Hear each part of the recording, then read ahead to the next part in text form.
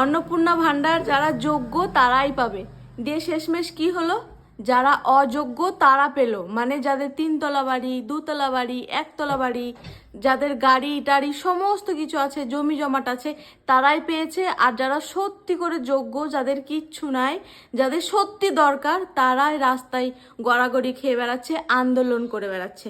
আর কিছু content creator AC ঘরে বসে বসে তাদের খিল্লি ওড়াচ্ছে, মজাক ওড়াচ্ছে, যে দেখো ভাতা নেওয়ার জন্য কি করছে, এই করছে সেই করছে।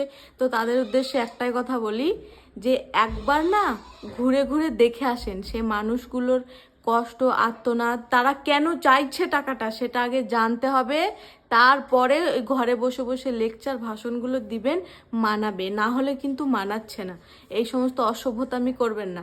সরকার যে প্রতিশ্রুতি দিয়েছিল যে গরিব মানুষদের পাশে 3,000 টাকা করে দিয়ে দাঁড়াবে, তো সেটা যেন মহিলারা পায়, যাদের দরকার সত্যি তারা যেন পায়, সেটা কি করে হবে তাই করুন। ওই সমস্ত মহিলাদের বিরোধিতা করে কোনো লাভ নেই। বাকি আপনাদের গুরুত্বপূর্ণ মতামত কমেন্ট সেকশন অবশ্যই জানিয়ে দেবেন।